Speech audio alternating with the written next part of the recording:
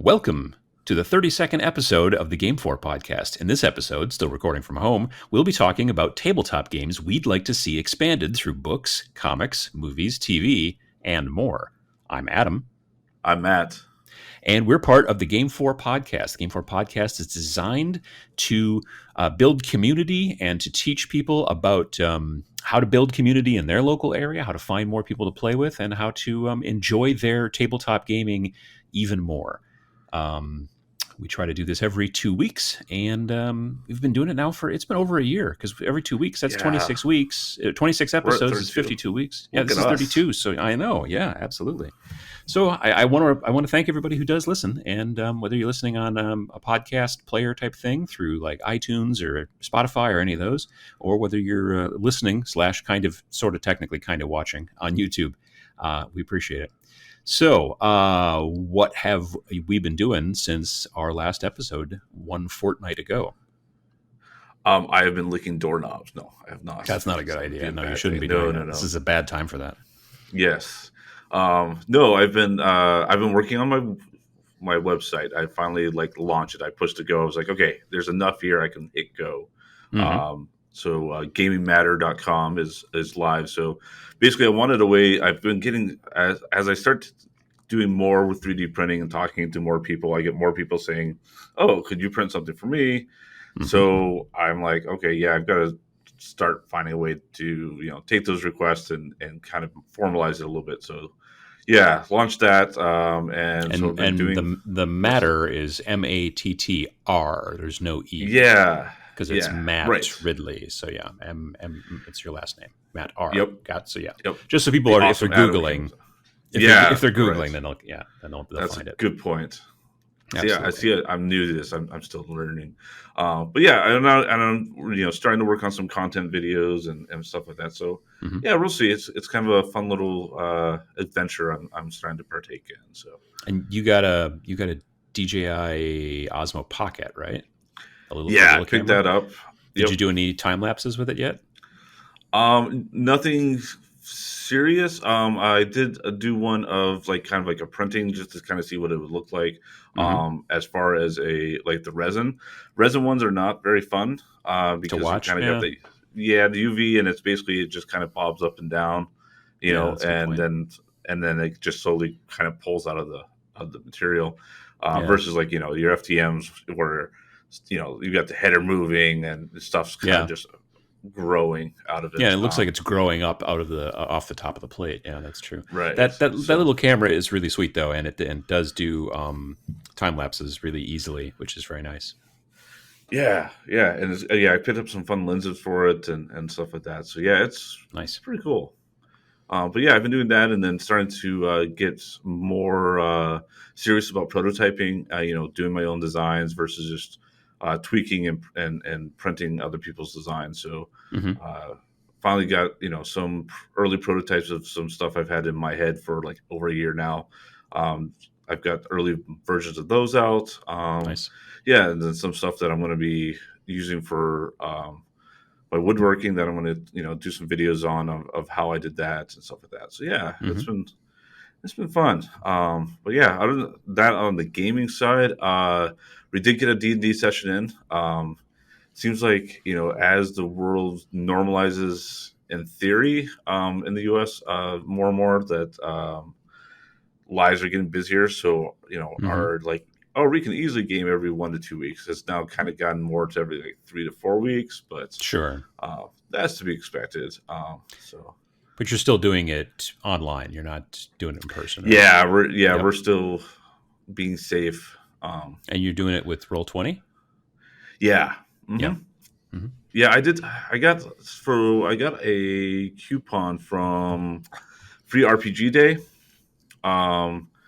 That gave me 3 months of the pro version of Roll20, which I believe, for what I use, is basically just the dynamic lighting. So I was kind of excited to, try that out. But it seems like not everybody was able to have it work. The other players couldn't see it? Yeah, 2 people, and we were, as far as we could tell, we were on similar enough computers. We couldn't figure out if it was bandwidth or some extension or what was causing video the card issue, or something. Yeah, but after like playing around for like 5-10 minutes, I just turned it back off and Sure. kind of continued. So I know I haven't had time to look into that more, but Have you heard that the folks at Hero Forge, where you can kind of design your own model and then hmm they'll either print it or they'll sell you the STL file so you can print it yourself, but they have all these right. different pieces. Have you heard they have an app? Hmm.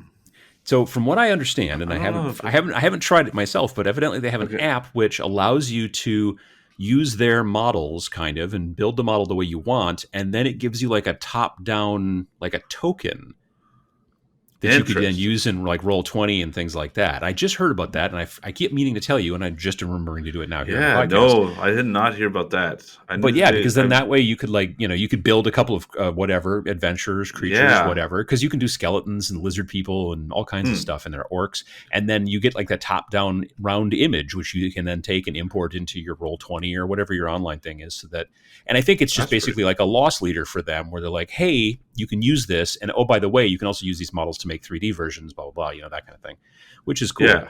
But yeah, that might be Hmm. something to check out. Like I said, I just heard of it a little while ago, and I kept forgetting to tell you. So Yeah, no, that's hopefully I very didn't cool. dream that.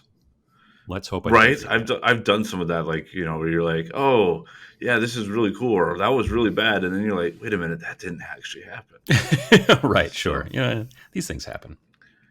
yeah. Let's see, what have I So been how about doing? you? Yeah, Yeah. well, I let's see. Last weekend I Mhm. streamed on Friday and Saturday on Twitch for Gen Con Online in association Nice. with Board Game Geek. I've been doing stuff with Board Game Geek folks a bit more, and working with Scott and Lincoln.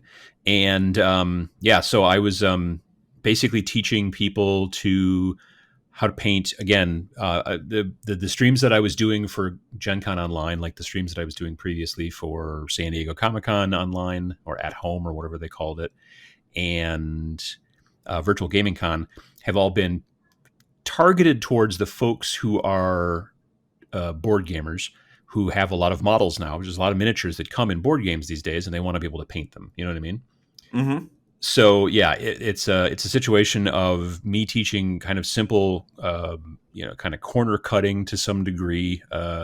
Some would say cheating, but I don't think it's cheating at all. I Right. don't believe there's any cheating in painting. But yeah, it's just techniques to make it so you can get rid of your gray models and turn them into something else. And so I worked this time. This most recent show I did. There's a game from Osprey called Wildlands, which is kind of a board game slash miniatures game, sort of. I like to call that type of game a gateway game, but it's Right. more And board gamey. they come like pre-inked a little bit too, so they're not even like Yeah, flat, right? yeah. The models are like gray plastic, but then they do put like an ink wash or something like that on them, so they've got a little bit more detail looking, because it sinks into the crevices. But otherwise, yeah. So there was a set, like an expansion to the Wildlands models called the Unquiet Dead, which were those cool. There were some skeleton guys. There were some just like undead. Yep. There was like 6 models. So I had primed them black, and then I dry brushed them white with a big makeup brush to kind of give hmm this highlight sort of situation. And then it was using a lot of transparent paints like Citadel contrast colors, secret weapon washes, stuff like that, some glazes that I sort of made up myself, like on the fly, to basically color those models. So that instead of being black and white, they were now like red and black, or blue and black, or whatever. So that it basically, like on capes and folds in clothing and stuff like that, it just the black kind of sinks down into the crevices, and then you put this transparent color over the white that's up in the higher parts, and now it looks like you actually like blended the cape and made it look good and stuff. And it was a Right. lot of fun. So I did Nice. that. But then I did, I think since that weekend, then I've also streamed a couple more times, just normal, working on my Skaven Plague Monks. I actually streamed again last night and Monday night. So yeah, I'm nearly finished with them. There's 13 Skaven Plague Monks that I'm building for a warband for Warcry, Age of Sigmar Warcry, which is kind of the smaller skirmishy sort of style game for hmm Age of Sigmar. And so those are Yeah. Now nearly finished on my Twitch stream. yeah, what I really like about the fact that you're doing it that way, like, because Hmm. I've been able to actually like watch some of these, which is fun. For me, I've been learning more because you're doing, you're kind of doing the assembly line approach. So as you're kind of doing the technique, I can then go, oh, I can watch, different nuances of it, 13 times as you're kind of like, I'm like, oh, okay, I see how he's doing that versus going, I can tell, turn more of like the happy mistakes, like, did he mean to actually do it that way? I'm like, oh yeah, because he's doing it every time. Yeah, that's the thing, is because I'm going through and not just painting one model, and then it's you see this technique and I do it here on this model, and I do the same technique on the next model, and I do the same technique on the next Yeah. model, because And, there's 13 of them, and they all need to look right. kind of the same. And they're all slightly different too, so you can kind of see how, like, okay, well, in this one the tail kind of goes this way, so you highlighted it slightly different. So yeah, it's Exactly. Yeah. from a learning perspective, I'm like, oh, I don't know if I've seen anyone do it like that. I'm used to just kind of like the, like where Sam does like the amazing model, like, and it's kind of like a one-off, and you're like, oh, that's really cool to see. But yeah, it's like from a learning, I found that like watching it being applied to all the different characters really, really kind of a cool look. Yeah, I think that you don't see that a lot on like Twitch. Is you see people working on a single model quite frequently, or maybe a small number of models. But there's a lot of people out there that have a lot of models that are supposed to basically kind of all look the same, and they want to get them painted. And so if I can try to teach you ways to again, like kind of cut the corners a little bit and get things on the table faster and make it so you can get onto with the rest of your life or whatever. Because there's a lot of people who just are like, I would love to do this, but I just don't have that kind of time. And that's because they're trying to spend 2 hours on every model. And you're like, you need to get through quicker if you're trying to get that many models out on the table. So Right. yeah, so it's been fun. I've been enjoying the Twitch quite a bit, actually. Let's see, what else have I been doing? I continued working on, I got this resin 3D printed Yeti.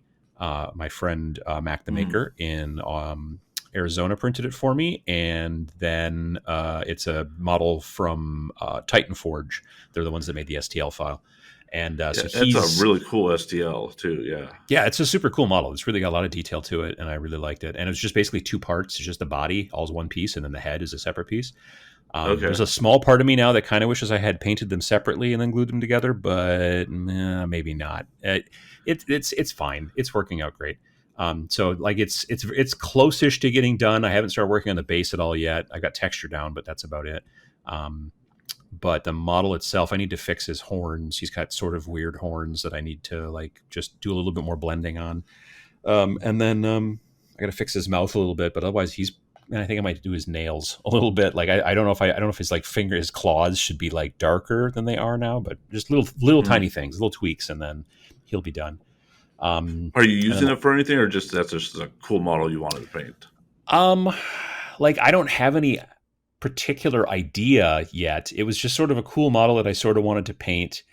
I had done some work with Titan Forge for my YouTube channel. And so I'm going to take some pictures of it and things like that, and use it for like a little bit of Instagram, fun and that kind of stuff. So yeah, I'll be doing that too. Yeah. So then otherwise I've got, last thing I've got is, let's see here. There's a company called Pig Iron Productions from England, and they make these kind of really interesting, stylized, kind of chunky sort of military models, like sci-fi military. And so I'm building them and working on that. So they're going to be, I think, they're built, and now they're primed and ready to go. So I should be good with them. As far as painting, I don't know if I'm going to go ahead and start working on them differently or not. Like if I want to put them on Twitch, or if I'm going to do them myself separately. But yeah. Yeah. Okay. So for Pig Iron, you said they were? Yeah, it's a company called Pig Iron Productions, and they're just where are they out of? England, and okay. yeah. They're metal models, which I don't usually like to use anymore, and so that's been that's also kind of a bit of a, I don't want to say comfort zone thing, but I'm kind of like, oh, well, like I like them a lot, and I think they're very interesting. They're very stylized and like I said, chunky, but they're also metal. So they they're taking a little bit different, like, building metal models is a little bit harder just because the glue is a little bit weird and just, That's I don't know. interesting that they're using metal. Like, so do you know if like they're like, are they? Is it like the company from like a group that used to work for a different company, or like they are? I think it's just because and... they're real small. They're probably either pouring the metal themselves, making the models themselves Got in it. house, or they are going with others. Like, when you do plastic models, it's incredibly expensive up front, but then Right. each copy after that is incredibly cheap. Whereas if you don't have the huge upfront costs to make the steel molds that the injection molded plastic goes into, then you make metal models or sometimes resin. Yeah, is Like resin kind of in the middle of that, or is it kind of like Yeah, it is. price But wise? honestly, it's interesting because you'd think almost in this day and age, especially with the way that the price of tin fluctuates, I think that's one of the reasons why you see people move to resin. But I think resin is still a little bit harder and more difficult, not harder, but a little bit more difficult sometimes to use for making models. I'm not 100% sure, honestly. I Yeah, would think that some of these companies would prefer to go with resin because the price has got to be cheaper. I would think, but maybe I would not. I don't think know. so, but yeah, Yeah, and I would think they'd it's one of be. those things I want to look into, honestly. Yeah, Figure out yeah. like a little bit I'm more always like why that fascinated happens. of that, of how, Yeah, the processes and stuff like that. So, but and yeah, then so these are making metal sure to and stick in the mold and. yeah, Yeah. well, there's that too. Resin There's can, black magic going on there. I know that. yeah, oh yeah, and that's the thing too. Is I made sure to scrub these guys down with my little, my not the toothbrush I'm currently using to brush my teeth, but like an old toothbrush because I wanted to make sure not to get any mold release in there because then paint won't stick to it very well. And so there's a lot of Right. things you got to mess with when you're not painting plastic models. And so I just wanted to give it a try and see how much better I could do versus the last time I did those models because I have painted those models in the past from that same company back a Okay. long, long, long time ago. And so I just kind of want to compare and contrast as well too. I don't even know if I can find the old ones. Maybe I can, but anyway. Hmm. So yeah, but that's pretty much what I've been working on. Very cool. Yeah. So like today's episode, we were talking a little bit, Matt and I, Yeah. about like different, like there's games out there, tabletop games that we think are quite interesting. And it's maybe a game we've played and it's maybe a game we haven't even played, honestly. Right. Yeah. But the concept seems really Mhm. interesting, right? Right. Because I mean, like you look at like your 40K and your D&D, like some of your big titles, like Hmm. they have very fleshed out universes. They've got books and comics and you know RPGs and cards and they're even like Magic the Gathering. I mean, they started with like the Planeswalkers books, but now like they're now they have full like settings in D&D and stuff. Oh yeah. Like it was actually, and then what got me thinking about this topic too was like when I went to Free RPG Day, they had the root like a primer guide for the root RPG. And Root Roots being is the board originally game. Roots originally a board game by Later Games, Yeah. LEDER games. Yeah, very popular Yeah, game. and yeah, because the artwork's fantastic, and it's just it's a pretty interesting like mythology into it and stuff like that. With how the different animal domains are kind of like how they see one another and war against one another and Well, yeah, stuff. it's kind of like it's like a war. It's kind of like almost, I don't want to say it's like Risk or Axis and Allies, but it is technically like a map kind of war game, except it's like Right. birds versus cats versus like mice and stuff like that, right? Right. Yeah, it's very non-symmetric. Like basically, each faction that you're playing has, they have their weaknesses and strengths, and then they are Hmm. doing stuff. Well, yeah, it's a very cool one, and I was like, oh, yeah, that's awesome that it's going to go there. Like, Yeah. and you and I were talking, before we started recording, like how cool would that be to have like like a nicely done cartoon or Yeah. even comic book done Yeah, with that absolutely. style, but with I've met so the artist actually a couple of times. His name is Kyle, and he's super super nice. And yeah, he's seen my YouTube stuff, so he was like, I actually bumped into him. I think it was oh nice. last year at Gen Con, and I wanted to go up and say hi because I really love his artwork so much. And as like when I got within line of sight of him, he was like, "Oh hey, Uncle Adam," and then we just started talking and stuff. So Oh, we'd that's never really met. cool. Yeah. Yeah, but he knew my stuff and I knew his stuff, and so yeah, he's super super super talented, really really nice guy too. Yeah, But that's yeah, and awesome. like he keeps doing art for that company, and pretty much everything they keep putting out, not just because of the art, but also because of the just the game quality and the kind of interesting stuff is just yeah, it's cool. So yeah, it's one of those things I wouldn't mind seeing, like again, like you said, a comic book or like a Netflix like cartoon or something like that. That Hmm. would be kind of cool. So but yeah, and you're right. You are seeing these bigger companies, like you've got Warhammer 40,000, or basically anything from the Warhammer line. They've got novels and books and all kinds of stuff. And obviously the same thing with novels.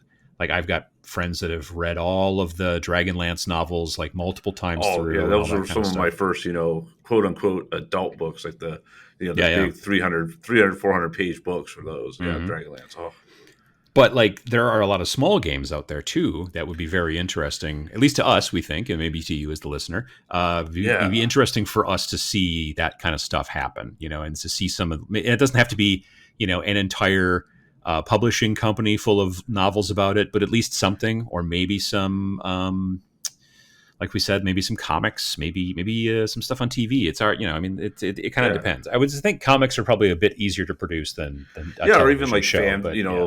like high quality fan fiction, I should say, and Yeah, because that's true there's too. some people out there that do a really good job with it. I'm not talking about the one that writes like this weird, dinosaurs and people and that Sure, kind of thing. right, I'm yeah. talking about like the ones that Like are like, oh, actually know what they should be writers. They just haven't, maybe haven't they quite just gotten have there yet. right or haven't had time Yeah, to find an agent and all that fun stuff. yeah, yeah.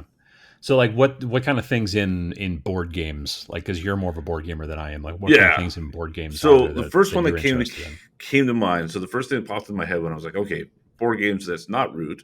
What hmm comes to mind was Spirit Island. This is kind of I would say what 2 or 3 years old game. But hmm basically, you were playing as basically like gods on the island, hmm and it's all asymmetric. So you're each one has different powers and stuff like that of what you can do, but you're basically trying to protect the natives and protect the island from basically like conquistadors and colonists and stuff from basically developing the island and killing off basically the nature and stuff of the world of the island. Rise of technology to some degree. Yeah, like they're hmm building. They start off with just kind of exploring, and then all of a sudden they're building, a town, and then then there's the city and stuff like that. So, but yeah, the names and kind of the lore behind the different spirits are kind of fascinating. They have like a little paragraph and stuff like that. That and the artwork is pretty good. But yeah, it'd be kind of neat to kind of see. I don't think I know of any kind of like show or any kind of thing outside of that that's really kind of dove into that. Other than like there was a board game in the '90s, I think late '90s, Black and White. Was it Black Or or a White? computer Black and game. White. Computer Computer game. game, you Yeah. mean? Yeah. Black and white. I Yes. remember that. You were Yeah. like you could be a different kind of god. Like I always picked the cow. And so then you would come, and that would be like your avatar, and you would like try to get the villagers to like pray to you, which would give you more power, and you would do things for Right. them. Yeah, Like, you could be a good god or a bad god depending on how you right. decide to treat them. And You could pick up one of the villagers and chuck them into the sea and stuff like that. Yeah, yes, that was a fun exactly. game. I Yeah. remember that. Yeah. So yeah, it'd be kind of fun to see that kind of dove a little bit into that world. Um, Yeah. and then the one that I thought of after going back through my board game collection, going, okay, I know there's other ones. That was like super obvious once I saw it was it's called Time Stories. So Time Stories is a board game. Has, there's I some think I've seen RPG it at aspects the to it. I've seen Yeah, it at it's like the fairly local shops. It's always like a real absolutely white yes. box, right? Yes, and then they've got a lot Yeah. of expansions and stuff hmm because it's pretty much a one-time playthrough as a co-op game, and you're basically, somebody's going to go, "That's not actually what it is," but it's basically you're going back in time hmm and kind of coming like treating people that were historically there as kind of like your avatar, and then exploring to kind of solve a mystery. So kind of think of like kind of like Assassin's Creed, but instead of always being inside an assassin, like maybe you're going back and you're the parlor maid or something, or Right. the butler, or you're one of the explorers exploring the northern expanse or whatever. Mm-hmm. But just I think it'd be a kind of a cool way to, because you've got that sci-fi element and modern stuff, to then also deep dive. And it doesn't even have to be made up stuff. Like it'd be kind of a cool show to show like historical learning. Like, oh, now they're going to go explore when the Vikings landed, or Yeah. yeah, I just was like, oh, that'd be a really kind of a cool way to explore history. And like each episode, they could, kind of like what was the show with Scott Bakula, Quantum Leap. Oh, sure, yeah. I So mean, kind it's of a like little Quantum bit, Leap, but it's more historical than. and there's been, I'm sure, books that are like that a little bit. Hmm. Not the same kind of motif exactly, but I'm sure that there are plenty of books out there that are about some time traveler who goes back to some certain event sort of situation. But this would be Right. more anthology, where you'd kind of either every book or every TV episode or whatever, it may be a different thing. But yeah, I could see that. That'd be very Right. cool. Yeah. So you could get used to the kind of the characters, but then you could also get some historical context. Hmm. Doctor Who kind of does a little bit of this. So there's definitely some you know other things out there that kind of have that itch, but I think that one itself could be really cool to kind of explore deeper. Yeah, no, absolutely. And you got anything else for Especially board like games? even like another maybe like an RPG game too. Like that'd be kind of a cool Yeah, no, RPG. that's true too. I could see that. Yeah.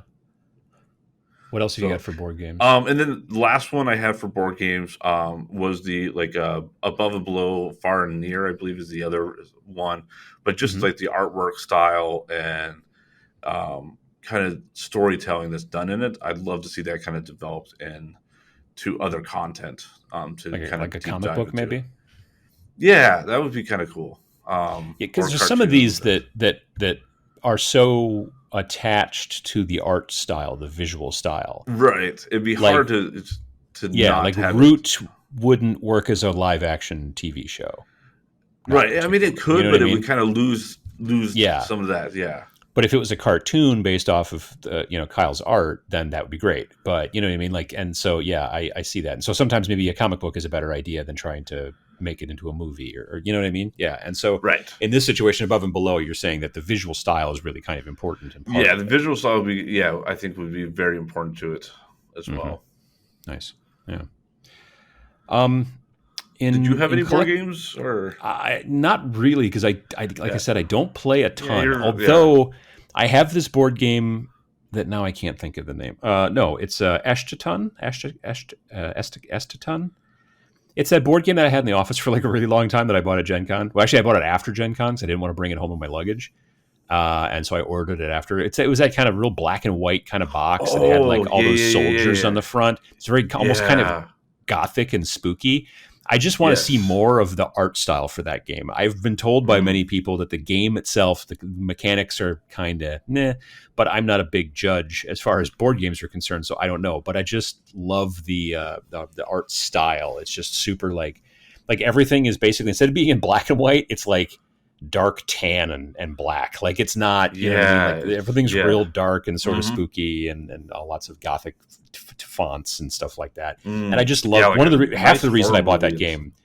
Yeah, half the reason I bought that game is just because it was so cool looking, which I think a Hmm. lot of people probably end up doing. But yeah, but like I said, I'm not a big board game player myself, so I don't have great feedback on that part. But with collectible card games, however, Yes. And I um, think I looked at your list. I'm like, those are pretty much what I was going to pick as well. Like, yeah. but yeah, absolutely. Yeah. So what's your first one? Well, I would love to find out more about Keyforge. It's like Mm. probably, as far as actual collectible style card games, it's probably the only one that I'm really most interested in. Yeah, I because do it like feels like the they game style really a have lot. so. I love the game style, but Yeah, I yeah. definitely feel like there's got to be a binder that like had a lot of the lore figured out Hmm. Oh yeah, before it got flushed out in the game, because like there's stuff that they kind of lightly reference, about how stuff's being unlocked and what the keys are and what they represent. It's like, okay, there's more to this. Like they really know what's going on here. Like I'd love to deep dive into like, and they've made at least one, if not two, expansions, and now there's I think another. They're on their third, right? Well, there's another one that's been announced during Gen Con, I think. Okay, that was just announced. Okay, yeah, I remember seeing that. I don't think it's out yet, but it was announced. Yeah. So like that. Just yep. I would think that something like that would be cool. Like if it was, again, maybe a comic book, maybe, I don't know if that would work super well as a live action TV show. I think that would be pretty hard. But cartoon wouldn't be the end of the world, but those are also sometimes kind of expensive. So it's difficult, I think. That's one of the reasons why lately I would love to see more comic books, or even just like normal books / audiobooks based off of a lot of these games. But I think the comic books, like, again, a novel based off of Root, I don't think would be as effective maybe as, let's say, a comic book based off of Root. You know what I mean? Just because of that visual style adds so much to it. Whereas Keyforge has got a definite visual style, but I could read a book based off of it potentially. Although I would prefer the comic. It's hard to say, definitely. One that I think would be spectacular as a movie or a TV show, series, whatever, is Netrunner, which is sadly like no longer kind of being made anymore. But it was made by, again, same people, Fantasy Flight, and Netrunner was not a collectible card game. It was one of those expandable card games, technically. Yeah, or living card game, or I think is what they officially called it. But it's the same thing. Yeah, right. Yeah, exactly. Where you buy like the starter box, which has enough cards for you and maybe 2 or 3 other people to play, and then there are and then there's like expansions that come out, but the expansions are not random pack expansions like booster packs. They're just like, hey, there's this new expansion and everybody's expansion is exactly the same. So you know what you're getting and you can build your deck. But it's a very, very, very cyberpunk kind of aesthetic, obviously. Very high end kind of like, and there are some cyberpunk style shows out there. There was Altered Carbon, which was okay. As a show, I didn't like it as much. I don't think, it was fine, but it wasn't. I'd like to see more. I'd like to see more cyberpunk on TV, and I think that Netrunner would be super fun and cool. Yeah, because what was the movie with? Now I'm completely blanking.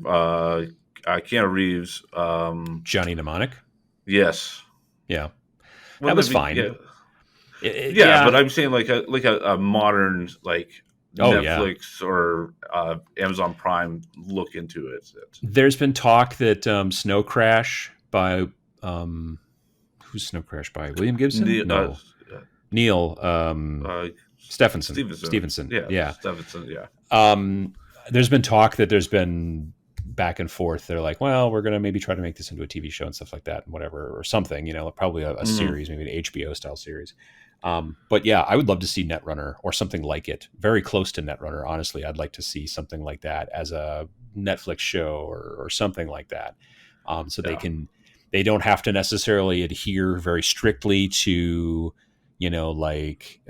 specific decency guidelines or whatever you want to call that stuff. That like when you can't swear too much on the on the regular television or whatever. Yeah, exactly. But you can do a little bit more of that, like on Netflix and things like that. So, but yeah, I would like to see something like that. I think that honestly, I think there's not a lot of not as much cyberpunk type stuff or whatever you want to call that.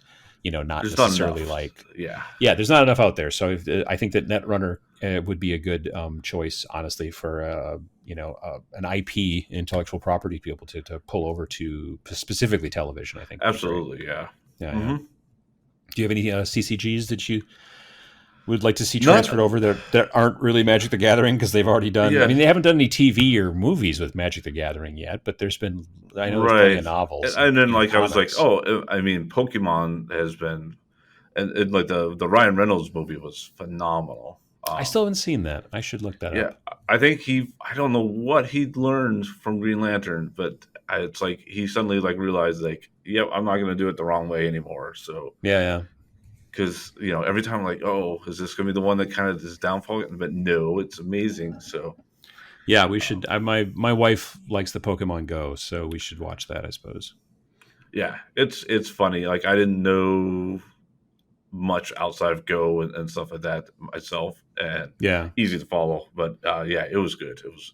I played a little bit of the regular Pokemon, like the original, like Red and Blue or whatever, on the original like black and white Yep. Game Boy. I played a little bit of that in college, I think. Yeah, but otherwise, I haven't really messed with the Pokemons too much.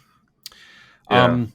For tabletop wargaming, man, this has been a thing for me for a long time. Is that there are so many amazing stories out there Yeah, that I had to limit ought this to one be, because yeah. I'm like, well, we've mentioned this one a couple, this one and this one. There was a couple that I'm like, oh, we've mentioned these a few. So I was like, okay, which ones that I haven't mentioned that I was like, okay. So And like, the Warhammer universe is getting actually some TV shows. There's going to be yeah. a TV show based off of the Inquisition that I think is supposed to be on Amazon Prime, and I think is live action. Yeah. So who knows when that'll come out, but that's allegedly supposed to be happening. And then there's a couple of animated shows too that they're doing. It's one that's more of an anthology, and another one that is like not an anthology, whatever. It's just like More a normal like a narrative. serial, yeah. Yeah, like a serial thing. And I forget where those are supposed to be coming out, but I want to say like not just like on YouTube. I think they're supposed to be coming out like on different, systems.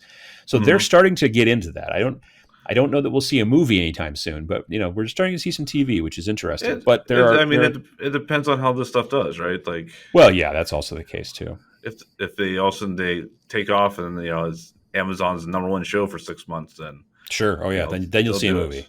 Yeah, absolutely. Right. That's a good point. But like there are other games which are maybe not necessarily as popular 800-pound gorilla as the Warhammer stuff within wargaming, but still have really interesting, I think, stories. You and I both are very interested in the stories and the information behind Malifaux, which is made by Weird Games, which is spelled WYRD as opposed to like the normal way that Weird is spelled. It's a weird way that you spell weird. And I never thought of it that way, but yes. There you go. But yeah, Malifaux is it's got a super interesting kind of storyline. It's alternate history, and at some point in the 1700s, I think, all of the magicians in the world and the magic sorcerers and whatever all realized that magic was really starting to like die out. It like the power wasn't there for them to draw upon anymore, and they were getting weaker and weaker magically. And so they all got together and had a big council and figured out, well, we're going to do this ritual that's going to fire things up. And it exploded like really hard and killed most of them. And it ripped a big hole not a big hole, but a hole big enough to run a train through, or drive a train through it. And so it ripped a hole in reality to this other dimension, which is this place. And the nearest city to the hole on the other side is this city called Malifaux. And they got there, and like nobody lived there that they could tell. It seemed to be abandoned, but everything was very strange. Like the architecture was recognizable, but there was Egyptian stuff next to Japanese stuff next to whatever. Right, and it's got a very weird kind of. It's got like a steampunk kind of Weird West sort of vibe to it as far as the models and all that kind of stuff. But then there's also crazy weird creatures, and there's like robots, but they're kind of steam-powered robots, and I could it's just a like really interesting thing. Yeah, like an art department, costume department. I think it would just go gangbusters on making cool stuff with that. Like, oh, absolutely, and like there would be a decent amount of CG as well. But yeah, you could definitely. It's not so crazy where you'd have to like. You could probably, if we're just talking about trying to make a movie, you could use a lot of the same sets to some degree as, let's say, Westworld. Or that kind of stuff. Modify them a little bit, maybe CG, add in some like Japanese buildings off in the distance and stuff like that, and it would work. It would have been perfect for like the Sci-Fi Channel back when Sci-Fi was making some really good like original content for the 10 years that they were doing that. Yeah, where they gave it a try and then gave up on it. Yeah, I could see that. I could see that. But yeah, it's been a very interesting thing, and they've had a couple of little mini novels here and there, but there's never been a lot of real depth to it, and I've never seen any kind of comic books that I know about based off of Malifaux, and certainly I haven't heard of any kind of television or movies or anything like that. But it's a very interesting setting. It's very cool. A lot of different factions, and there's like undead people, and there's steam powered robots and magic Right. people Yeah. I and just think, yeah, shapeshifters and just a lot I of cool stuff going right. on. I think you could tell some really cool stories in that universe without, Absolutely. really having to worry about offending anybody, because you could explain away a lot of stuff. So it kind of just frees it up, but kind of still puts it into the same universe. Yeah. And it's sort of in the same flavor, but not quite. You're interested in Wild West Exodus, which is also a miniatures game. Right. Yeah. And I was like, I don't want it going like Wild Wild West on it. Mm-hmm. Mm-hmm. But yeah, I just like that, sci-fi meets the Wild West. And yeah, I just kind of like the overall premise behind there. Like I could see that being, kind of, like, yeah, you brought up Westworld, I could see that a little bit, but yeah, where it's more of it's actually going on at the same time. It's like a Wild West meets steampunk kind of sort of situation. So you've got Yeah. like, and they have, and there's a lot of in the game. There's a lot of characters who are like, like Edison and Lincoln, and like people who were contemporaries of roughly that time. But now Lincoln's got like, I don't know. I think he's got maybe robot legs or something. I mean, and like, Right. everybody's like, it's really interesting. These people who were inventors and stuff like that are actually much more action packed in this storyline. Right, almost kind of like Abraham Lincoln, Vampire Hunter. Like Yeah, a little bit. That's a the good point. the book itself, like I was good. The movie was, but yeah, having that kind of stuff interacting would be really cool. Yeah, no, and I think again, it wouldn't be.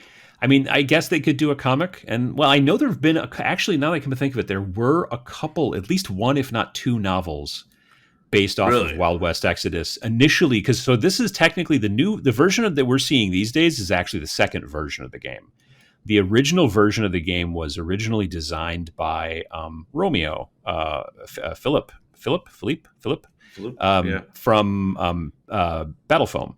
So Yeah. he came up with kind of a lot of the concepts and stuff like that, and he worked with, as a writer, he worked with a guy whose name now I cannot think of, but he's from a podcast, very very popular board gaming podcast called the D6 Generation, and I cannot think of his name off the top of my head. It's like on the tip of my tongue, but he wrote most of the fluff. This guy.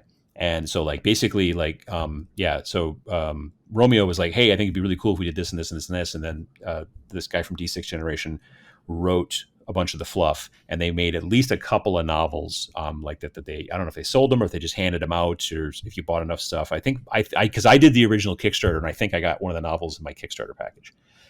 But now they've sold it to War Cradle, which is an English company, and War Cradle now is taking it and running with it. And they're changing things. Like now there are aliens that have showed up and stuff like that. And Right, so, like it's got like the Cowboys versus Alien feel to it. a little bit. Yep. Yeah. It's a very good point. Yeah, absolutely. For me, and it's interesting because it's one of the war games that comes from like the biggest company out there. It's from Games Workshop, and there are novels, a few, but I've actually gone searching recently, and there's not as many as I would like. But they have a setting called Necromunda, which is is a skirmish style game that takes place in the world of Warhammer 40,000, so in the sci-fi world, not the fantasy world. And it's like on certain planets, there are planets where everybody just lives in these giant, humongous cities that are all kind of like almost like a mountain, and they're called hives.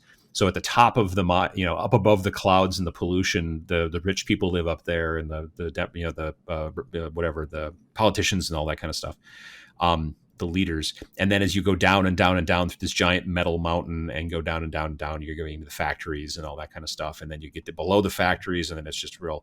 And those areas are basically controlled by these different gang houses. So there's these kind of more industrial houses that are higher up on the hive, and then they have houses that work under them that do the dirty work, and those are the gangs, but they're all still known as houses. So there's like House Escher and House Goliath, House Caudor, Orlok, Van Sar. I know I'm missing a couple. Anyway, so very fun game. It's been around since the mid 90s. They did a reboot of it back in like 2017 or 2018. And they've been making all new models for it, and they look amazing. And it's just really interesting. And there's even a video game coming out actually like next month that I'm kind of getting interested in. Yeah, because it's turn-based, which really is interesting to me because it's not, I don't have to mess around with, like I didn't want it to be another like first-person shooter style game. The fact that it's turn-based to me is interesting. So that's coming soon. But I'd like to see, that's a thing that I could see doing like a TV show. I would even take a comic book, honestly, you know. But and I'm not usually even a big fan of TV, so usually I prefer just to watch a movie and be done with it. But sometimes the story just can't get done in 2 hours or 3 hours. Yeah, like so I'm good with like that. I'm like a mini series too, like where like it doesn't need to go for a season to season. Like if they're like, oh, it's going to take us exactly 6 episodes to tell this, and we're done. Yeah, like, that's nice too. I agree. Yep. Like basically, it's just a trilogy, but kind of more episodic. But it's done after 6 hours, 8 hours, or whatever. It's like no, definitely. So like that, I would like to definitely see them do some more work based off of that. And because they're starting to get into, like I mentioned before, with like Warhammer and stuff like that, they're starting to get into like, you know, Amazon Prime and some Netflix and stuff like that. I'm hoping that eventually that the Necromunda thing turns into at least some other kind of, like I've even been looking for audiobooks for Necromunda. I mean, there's some Necromunda novels is what I'm trying to say. There are some Necromunda novels that were written for Games Workshop's publishing arm, which is called Black Library, but I can't find a bunch of them, and the ones that have made it to actually like audiobooks so that I can listen to them while I'm painting, it's very, very few and far between, unfortunately. Okay. But I would like to definitely see some expansion on that because I think it's a very interesting system. It's just a very interesting storyline, just these people all kind of scrabbling and fighting and trying to live in these just absolutely horrible conditions, basically at the bottom of a giant metal mountain, you know, and and so that's very cool. What about RPGs, which are obviously all about story? Like what kind of stuff? Right. Yeah, this one was a little hard to kind of come up with stuff that wasn't already being done or wasn't something. Yeah. But the one I was thinking about was because it would fit my humor perfectly, especially if it was a British comedy. Would be Paranoia. Oh, sure, classic. Yeah, I mean, it was too bad. Like, you know, Alan Rickman would be the perfect computer.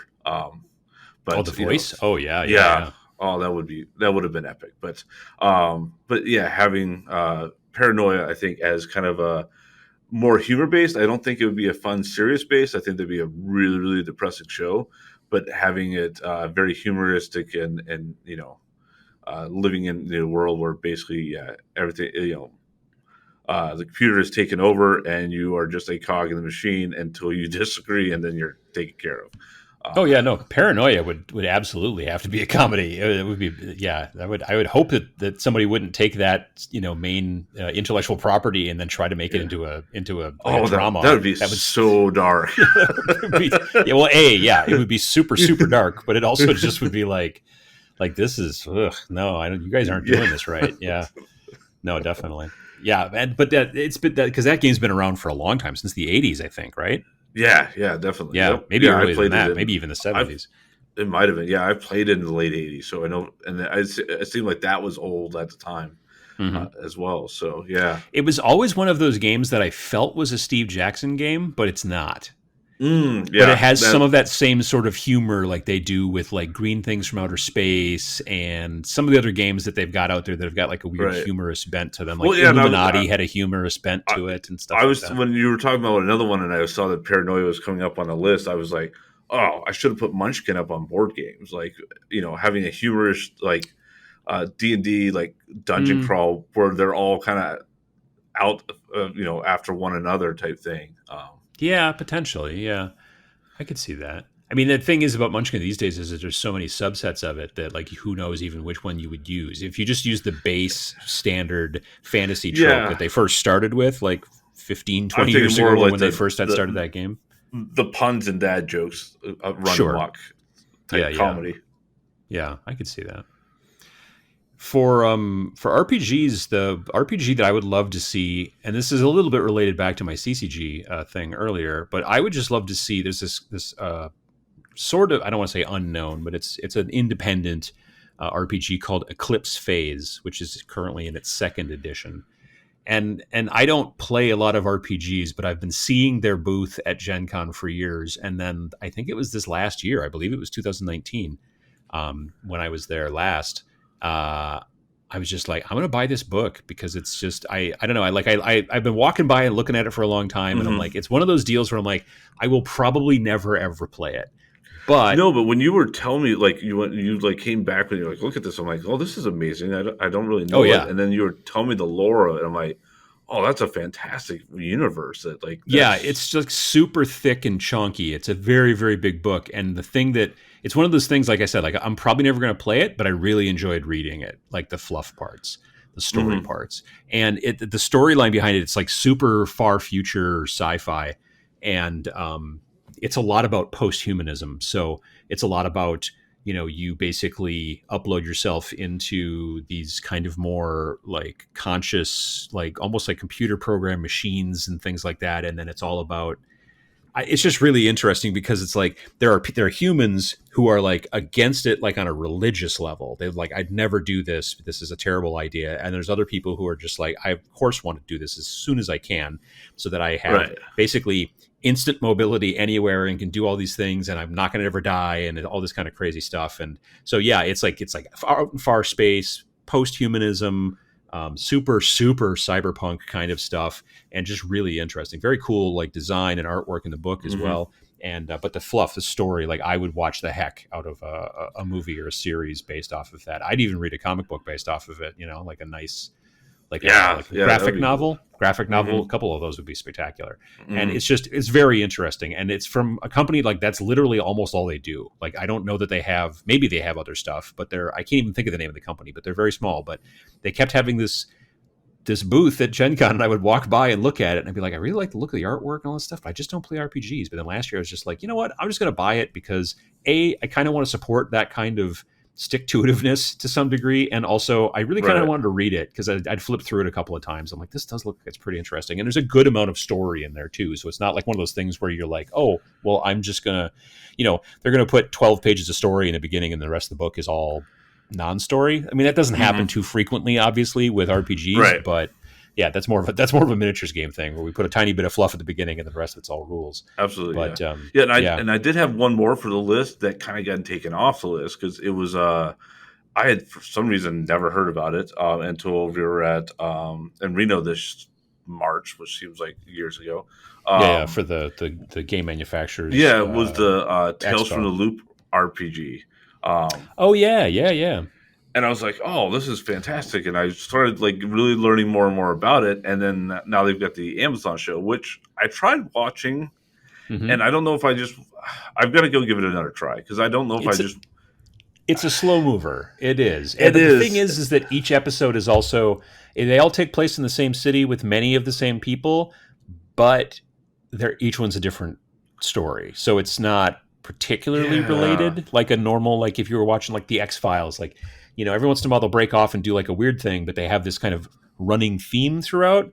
This is even dialed back a little bit more than that. That there's this stuff going on, and there's this company, and there's these things, and these people kind of know each other and live in the same town, but the stories are all pretty wildly different. And what was amazing to me is that my youngest son like absolutely loved it, and I'm like, really, okay, that's interesting. Yeah, because I was like, he usually can't sit through many things, and he was just oh, why can we watch the next one? I'm like, I really don't feel like watching the next one. So it was like, that's why I'm like, there had to have been something like I was too distracted on my computer or phone at the time, and I need to give it another try. It's something you need to pay attention to because my wife and I watched all of them, and we don't watch a ton of television. I liked it, but it is frequently one of those stories where they're like, we're going to lead off with a whole bunch of weird that's not going to make any sense until the very end where we sort of explain it. And so you're like sitting through the first half of the episode going, I don't know what the heck is going on here. This is crazy. And then you start to kind of like, it starts to kind of get raveled back together as opposed to being unraveled. And then you go like, oh, okay. So that's why this happened. Like, I don't know. It's a weird sort of storytelling thing, but like just the artwork, like that's the thing. The whole thing is based off of these paintings that this guy made, which were just basically like photographs that he painted then and added stuff into them. And Yes. then he started selling these art books, which were very interesting. And then someone was like, hey, we should make a TV show based off of this. And then they did. And then someone made an RPG based off of it. So they've actually, like, that property has already gotten some of the things that we're talking about here, because they have started to spread out and everything like that. But yeah, it is.